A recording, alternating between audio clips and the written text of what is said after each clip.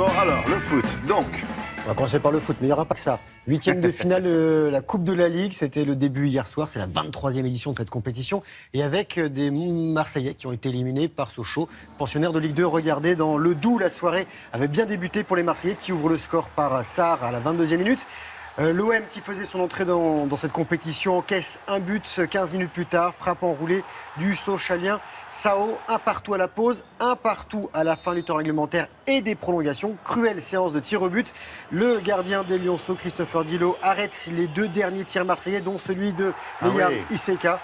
Et le tir de Goran Karanovic envoie Sochaux, dernier représentant de Ligue 2. Au tour suivant, l'OM, qui restait sur 2 victoires consécutives en championnat, est éliminé. Dans l'autre rencontre de la soirée, Nantes accueillait Montpellier. Le premier but est nantais, signé d'Emiliano Sala. Le premier but sous la direction du tout nouvel entraîneur Sergio Conceição.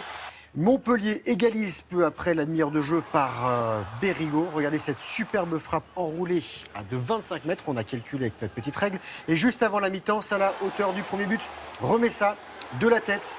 Donc Nantes mène 2-1 et finalement les Canaries s'imposent 3-1 grâce au dernier but de Stepinski. Voilà, et c'est Nantes qui est en quart de finale et ce soir il y aura la suite avec notamment le PSG qui accueille Lille, Nice, leader de Ligue 1 qui joue à Bordeaux et Monaco qui affronte Rennes. Voilà, vous savez tout. Bon, ça c'est pour le foot. On a un peu de basket européen, 2 clubs français hier sur les parquets et 2 victoires avec notamment, regardez, les leaders du championnat de France, Monaco en rouge qui s'offre sa 3e victoire de suite à l'extérieur en Ligue des Champions. Hier soir chez les Slovènes, ils ont battu Helios Damzale, voilà, 63-59. Monaco, donc leader du championnat de France, on l'a dit, et 2e de son groupe européen avec 8 succès et une défaite. De son côté, Villeurbanne, en blanc, signe une 6e victoire de suite dans cette compétition en dominant les Allemands d'Oldenburg 76-69. Avec 7 victoires plus 2 défaites, Lasvel est leader provisoire. On change complètement de terrain de jeu. Waterpolo, championnat de France. Marseille jouait à Strasbourg, 8e journée de Pro A. Les Marseillais ont le bonnet bleu. Ils s'imposent 12-8. Alors je rappelle qu'en waterpolo, ça joue à 7 contre 7. Le bassin fait 30 mètres sur 20.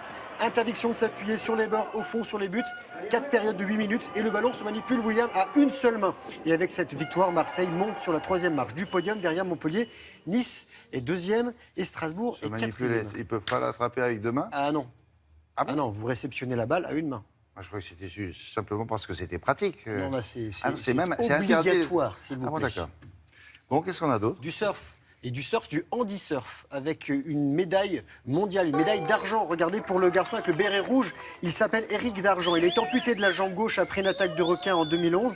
Le capitaine de l'équipe de France participait à sa première finale de championnat du monde. Et dans des vagues californiennes, le surfeur méditerranéen de 39 ans s'offre la médaille d'argent mondiale derrière l'Australien Mark Stewart qui lui conserve son titre. Un petit tour du côté de Lapline, c'est en Savoie avec la Yeti Race. C'est une course à obstacles, une course à pied un peu givrée de 10 ou de 20 km avec des épreuves. Entre autres, c'était juste avant l'ouverture des Étoiles du Sport. Vous savez, ce rassemblement de champions français qui se déroule toujours en fin d'année, on en reparlera cette semaine. Et il y avait des équipes de 2, plus de 1000 personnes qui ont participé. 1h47 pour les meilleurs. Il fallait quand même le faire, William. Et c'est des semi-pros, des pros. Il y avait tout, des pros et des semi-pros. Je vous parle de cheerleading, vous connaissez ça, les pom-pom girls en français, pour vous dire que c'est une véritable discipline sportive enfin reconnue par le Comité international olympique. L'Union internationale de cheerleading a obtenu une reconnaissance provisoire et rejoint les 35 autres fédérations reconnues. Il y a plus de 4 millions de compétiteurs et compétitrices à travers le monde. Et le cheerleading, ça demande de la souplesse, de la coordination, un esprit d'équipe.